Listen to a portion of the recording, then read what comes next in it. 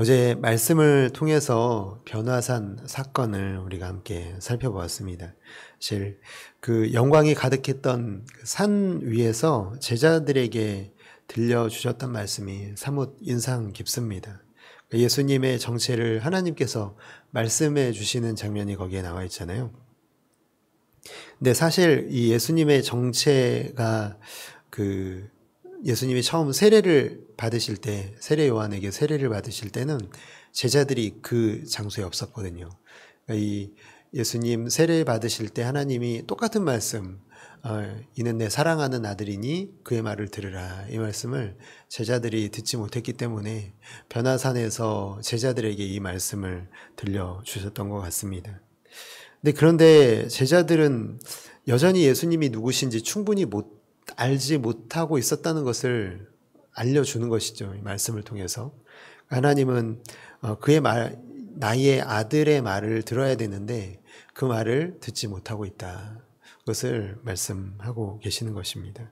예수님의 말씀을 듣기는 듣지만 그의 기적을 보기는 보지만 눈으로 보는 것은요, 귀로만 듣고 눈으로 믿음을 보지 못하는 이 제자들의 안타까운 모습이 여기에 나타나 있습니다. 그래서 이 변화산 사건을 보면서 여기가 좋사오니 내려가지 않고 초막이나 싣고 살자, 그렇게 말하는 제자들의 모습이 성경에 기록이 되어 있습니다. 산 위의 영광을 보고 있을 때도 하나님께서 예수님 내가 택한 아들이라고 그의 말을 들어야 한다라고 말씀하셨음에도 이렇게 어리석은 모습으로 남아있는 제자들, 이 3명의 이 제자들의 모습. 근데 남은 제자들은, 산 밑에 있었던 제자들은 어떤 모습으로 지금 그들의 삶을 대하고 있었을까요? 사실 아니나 다를까 이 산 아래서의 모습은 너무 당황스럽습니다. 내려오자마자 예수님이 마주친 그 사건의 현장은요, 참 어수선한 현장이었습니다. 같은 본문을 기록한 마가복음을 보면은요, 산에 같이 올라갔던 이 세 제자를 제외한 나머지 제자들은요, 서기관과 말다툼을 하고 있는 모습이었다, 그렇게 기록을 하고 있습니다. 저는 이 말씀을 묵상하면서 떠오르는 그 오버랩되는 그 장면이 있었습니다. 뭐냐면 모세가 하나님의 말씀을 시내산에 올라가서 받고 있을 때, 받고 나서 내려오니까 너무 당황스러운, 이 금송아지를 만들어서 우상을 숭배하고 이방 사람들의 풍습을 따라 음행을 행하며 뛰어노는 이 이스라엘 백성들의 모습을 마주하는 모세. 근데 지금 오늘 예수님이 마주하고 있는 모습도 그와 크게 다르지 않은 믿음 없는 모습의 이 제자들과, 그리고 그 모든 사람들과 정말 중요한 게 뭔지를 모르는 모습을 보면서 예수님이 참 한탄하실 수밖에 없는 이 사건의 현장이 펼쳐지고 있는 모습을 보게 됩니다.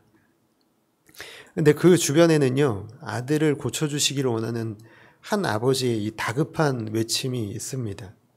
이 아들을 고쳐달라고 하는 이 아버지가 예수님 앞에 뛰어나와서 내 아들을 고쳐달라고 하는 이 외침이 더 간절하게 들리는 까닭은, 그가 이 아들이 하나밖에 없는 외아들이라는 사실을 오늘 본문은 우리에게 가르쳐주고 있습니다. 하나밖에 없는 아들, 얼마나 귀한 아들입니까? 근데 그렇게 사랑하고 아끼고 귀하게 여기는 이 아들이 어떤 모습으로 살아가고 있냐면, 어느 날 귀신에 붙들려서요, 이 아들이 늘 그냥 이 거품을 물고 쓰러지고, 그리고 정말 안타까운 모습으로 살아가고 있는 거예요.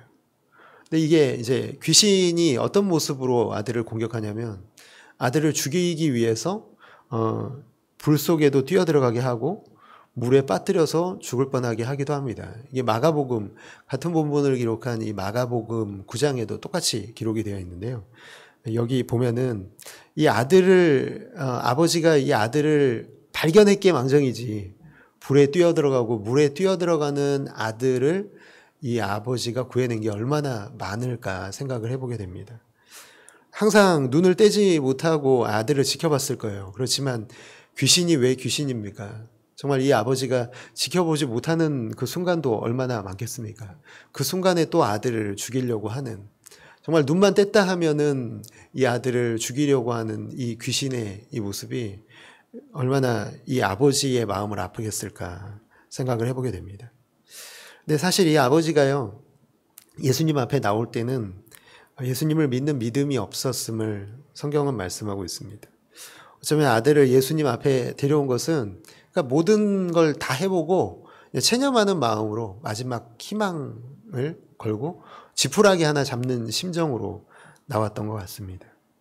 예수님께 내 아들을 고쳐주시기를 원할 때 그냥 마가복음 9장 22절을 보면은 무엇을 하실 수 있거든 이렇게 말씀하십니다. 그러니까 예수님 당신은 믿습니다. 하실 수 있을 걸 제가 믿습니다. 라는 믿음에서 나온 게 아니에요. 뭐라고 하냐면 무엇을 하실 수 있다면, 당신이 정말 능력이 있다면, 그리고 나는 믿지 않지만 이 능력이 당신에게 조금이라도 있다면 저는 그걸 붙들겠습니다. 불신이 가득한 이 말씀을 그가 하고 있는 것을 보게 됩니다. 그런데 이 아버지가 불신을 갖게 된 원인의 한 자리를 또 차지하고 있는 것이 뭐냐면 사실 이 제자들이었습니다. 이 남아있던 산 아래에 있던 제자들이죠. 아버지가 매우 분노하면서 울분을 토해낼 수밖에 없었던 것, 그리고 예수님에게 믿음 없는 불신의 모습으로 나왔던 원인 제공을 제자들이 하고 있는데 귀신을 내쫓아 주기를 구했어요. 이 제자들에게도 귀신을 좀 쫓아내 주십시오. 내 아들을 데려왔습니다. 그렇게 나왔는데요. 그들은 고치지 못한 거예요. 근데 거기서 끝난 게 아니라 고치지 못했을 뿐만 아니라요. 그곳에 있었던 이들의 모습을 비난하고 있는 서기관들과 말다툼을 벌이고 있는 그 모습 때문에 더 불신이 일어날 수밖에 없었을 것이다 라는 것을 충분히 짐작할 수가 있습니다.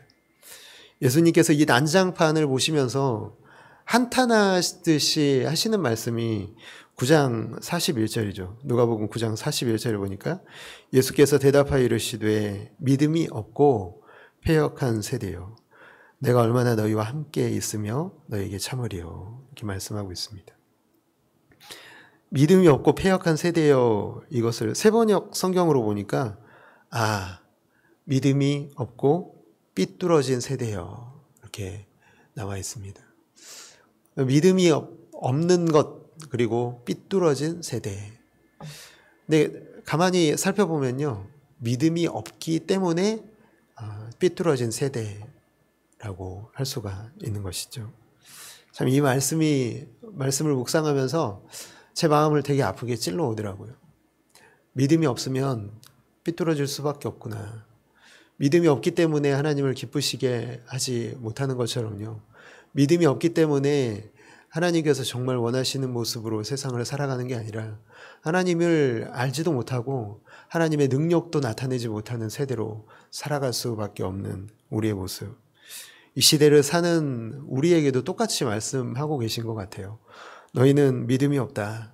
그리고 너희가 왜 삐뚤어졌냐면 너에게 믿음이 없기 때문이다. 이 말씀을 오늘 이 자리에 있었던 이 사람들과 그리고 이 제자들과 그리고 그곳에 있었던 수많은 사람들뿐만 아니라 오늘 동일하게 우리에게도 말씀하고 계신다라는 생각을 들어서 참 마음이 아프게 다가왔습니다. 제자들은 그래서요, 자기들이 왜 귀신을 쫓아내지 못했는지 묻습니다. 그때까지도 알지를 못하는 거예요. 지금 그 질문을 합니다.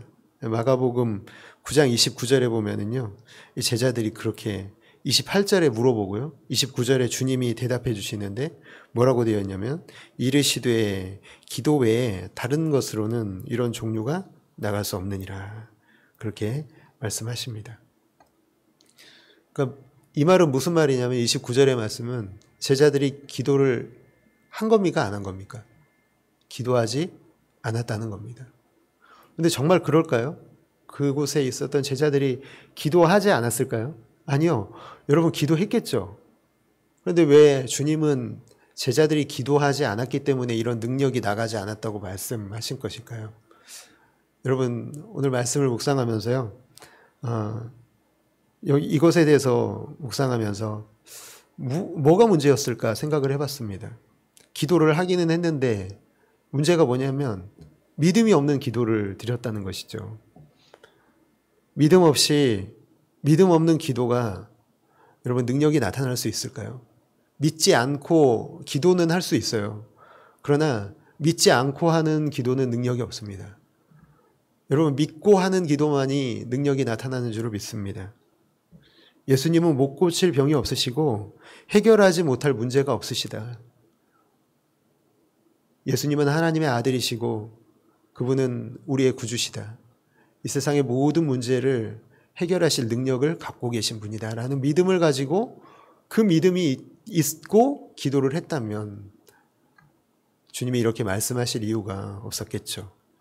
그러나 그들은 기도를 하지 않았다라고 말씀하십니다. 오히려 기도하지 않았다. 믿음이 없는 기도는 기도를 한 것이 아니다. 그렇게 말씀하고 계시는 것이죠.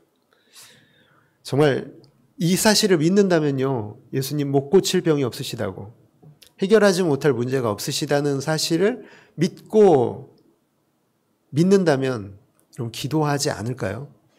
당연히 기도하겠죠. 아니 정말 미친 듯이 기도가 하고 싶지 않겠습니까?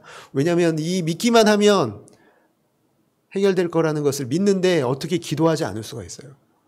그런데 그 믿음이 없기 때문에 기도를 하지 않는 것이고 기도를 해도 능력이 나타나지를 않는 것입니다. 결과적으로 제자들은 믿음이 없기 때문에 귀신 들린 소년을 고치지 못한 것이죠. 그런데 여러분 오늘 본문의 말씀을 보면서 아버지의 이 아들이 고쳐졌습니까? 안 고쳐졌습니까? 당연히 고쳐졌죠. 예수님이 고쳐주셨습니다. 그런데 여기서 우리가 살펴봐야 될 것은 예수님께서 고쳐주셨지만 항상 우리가 성경을 지금까지 봐오면서 여러분 알고 계셔야 되는 게 있습니다. 예수님이 그냥 고쳐주신 게 아니죠. 항상 무엇을 통해서 고쳐주셨습니까? 여러분 믿음을 통해서 고쳐주신 줄을 믿습니다. 항상 주님은 우리에게 믿음을 요구하시더라고요. 믿음이 있는 사람에게 고쳐주시는 역사를 나타내 주시는 것. 거듭거듭 목격하게 되는 것은 주님이 그 사람의 믿음을 보시고 고쳐주셨다. 그 말씀이 나타나 있죠. 그렇다면 예수님이 고쳐주셨다면 누군가 여기에 믿음이 있어야 되는 것 아니겠습니까? 누구의 믿음이죠? 누구의 믿음입니까? 소년의 아버지의 믿음이 여기에 나타나 있습니다. 소년의 아버지가 처음에 믿지 못했잖아요. 무엇을 하실 수 있거든 이렇게 얘기하면서 주님의 능력에 대한 불신을 분명히 드러냈잖아요. 그런데 믿음이 없었던 이 소년의 아버지가요. 예수님의 말씀을 듣고 깨닫습니다.